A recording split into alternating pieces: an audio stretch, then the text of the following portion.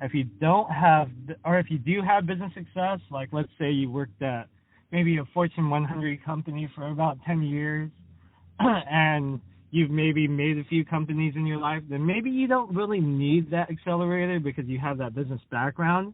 But most entrepreneurs don't have that type of background before they're hopping in and going all out into a business.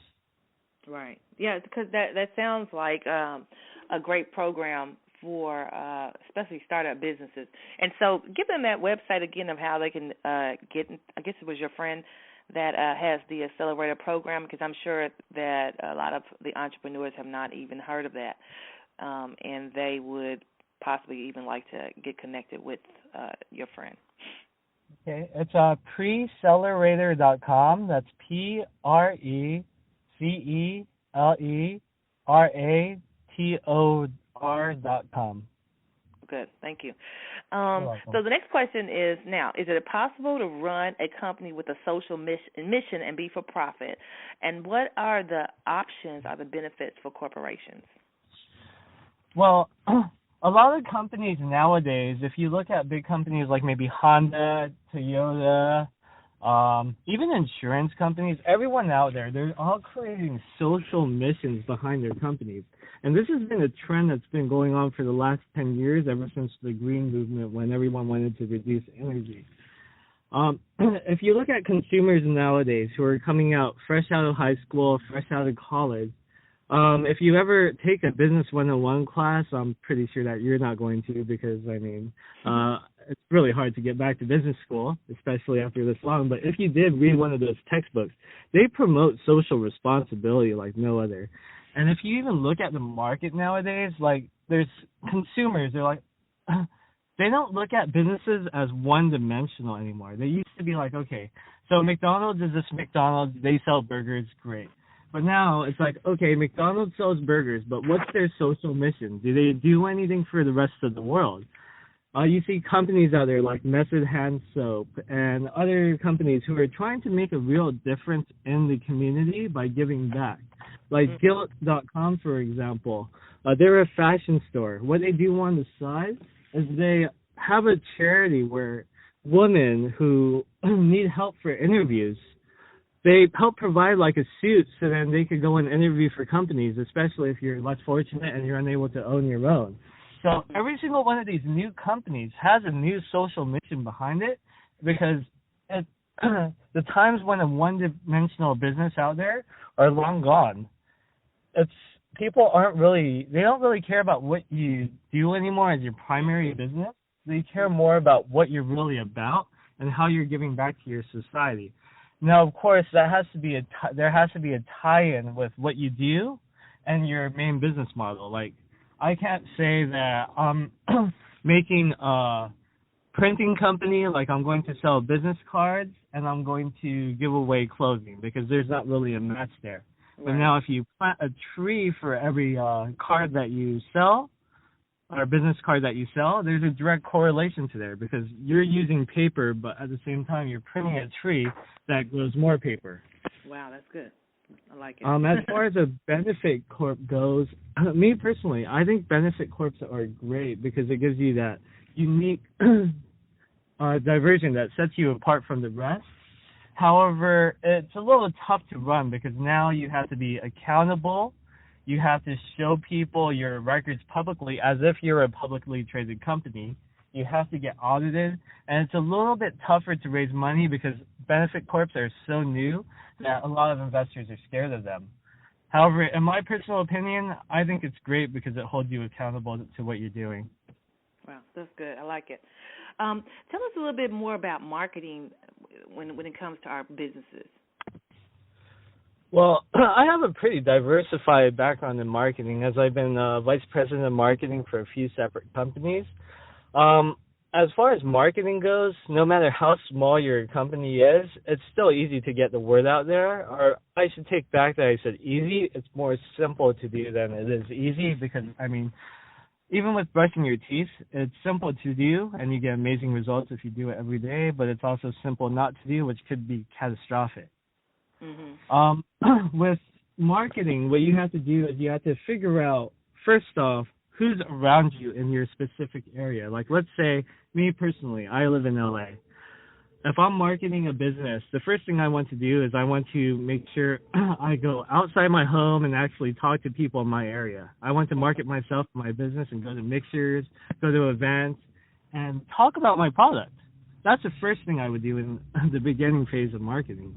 The second phase is I would move my discussions online onto free platforms like Quora, Facebook, Google+, YouTube, you name it. The thing is with marketing your business, there's two sides to that. One is every single superhero out there has a backstory. So that means you, as a founder of a company, you have to have a backstory for yourself. Who are you? What were you about? How did you grow up? You have to kind of tie that in together with your actual company mission in itself as well. So what I recommend doing is using a platform like maybe Quora to start writing about yourself, start blogging about yourself. Make sure you have a website and start blogging on there as well. And copy and paste your content to other platforms like Medium, LinkedIn, and basically just slowly grow that network. Yeah, that's actually how we met on Quora. And I actually had just, I haven't even been on there that long, but I've connected with so many people in just a very short time, so it's definitely a great medium, and that's actually how we connected. It's a pretty great medium. Like, when I first used Quora, I was amazed that there were so many, like, professionals who are in their industry on that site. I'm like, how are there so many amazing people in one place? I've never seen something like that before. I never had either. I was like, when I saw some of the names, I've seen them, I guess, on Facebook, but just some of the names of the people that I used to be in another network marketing company. They were on there. One of some huge bloggers were on. I was like, whoa. And I found that out in just the short time that I found. And I was actually just Googling how to get more exposure to my blog and stuff like that, and that's how I found him. So it's definitely... It's actually very powerful, and I'm still learning about it myself. So, that's, and I know I can see that you're all over the place. I see that you have it down pat. Yeah, I have a lot of posts on there. Yeah, I saw that. So I've been watching you because once I realized how powerful of a medium it was, I started to watch the people that have kind of been known about it before me, and I'm learning a lot just by watching. Yeah, surprisingly, I've got 10 million views on my content in a year and a half off Quora alone. That's like so much more than what my blog gets. Right. I mean, that's what I was like. I put up one, I think maybe a week ago, about just some books for entrepreneurs, and it's already gotten. I mean, it's crazy how many hits it's gotten, and went back to bringing the hits back to my blog, which is just amazing. So that's just, I love it. It's an amazing marketing tool. Yeah, it is. So tell us a little bit about your failures. We talk about failures, and we kind of spoke a little bit about it when we first got on. You talked about how in business you're going to have some problems.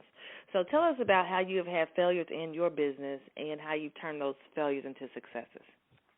Well, 2 of the startups I worked with, actually 4 companies that I worked with in a row, they all basically went bankrupt, which was a pretty bad thing.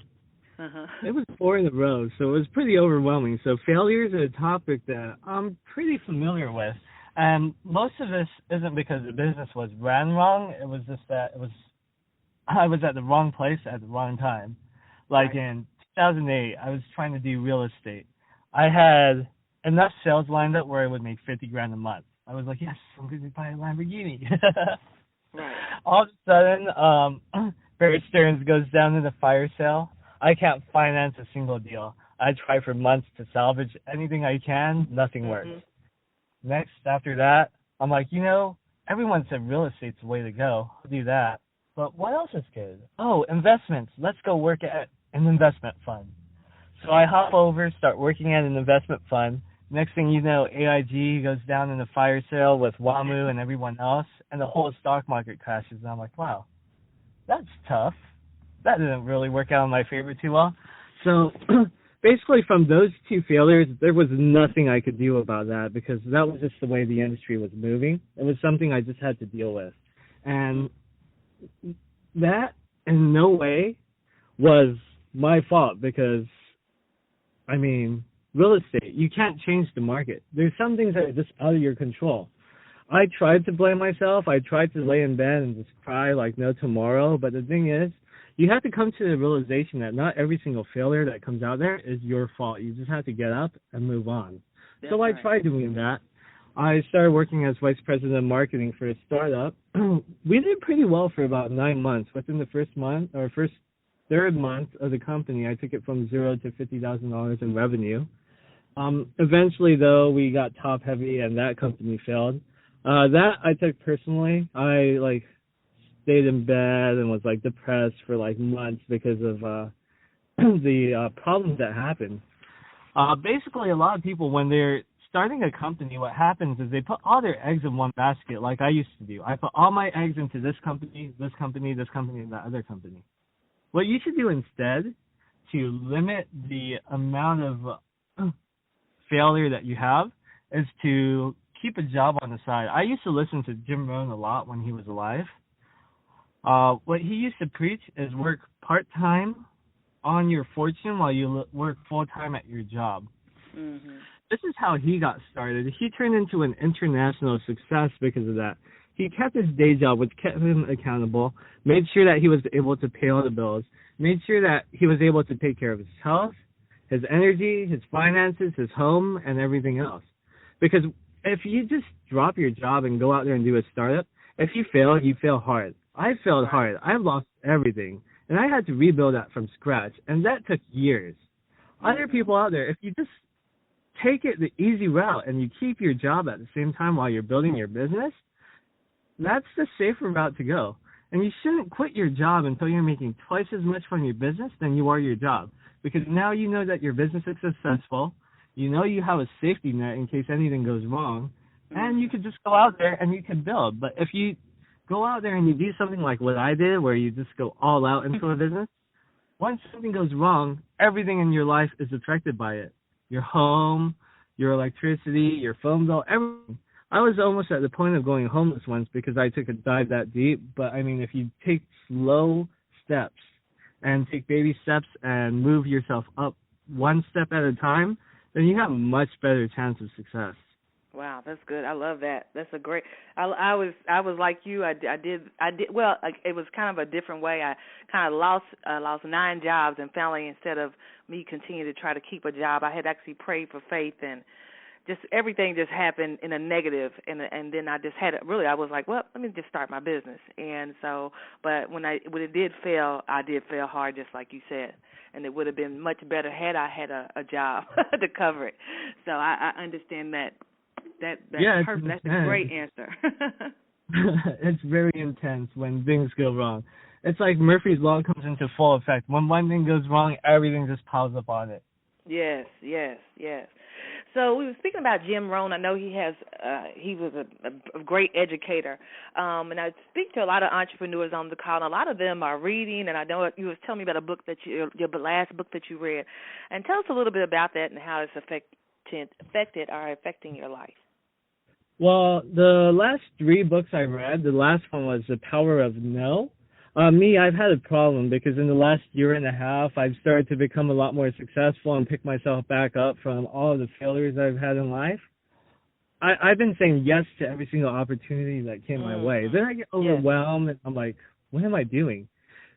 Because I get stressed out since I pile up my day with 12 to 15 hours worth of stuff, and I'm like, oh man, I can't handle any of the stuff that's going on. That book's by James and Claudia Altucher. What that book basically did is it helped teach me how to say no to opportunities, because I was always the type of person who was like, wow, this is great. A new opportunity, I'm saying yes, because this could help me. But in actuality, when you say yes to everything, it starts to limit you because you're unable to do what you truly want to do. Mm-hmm. Yeah. The second book is Choose Yourself by James Altucher as well. That book really helped me out in basically understanding his story, his failures, and other stories on basically it's a book that generates ideas on how to become successful and gives you stories of other people's successes. So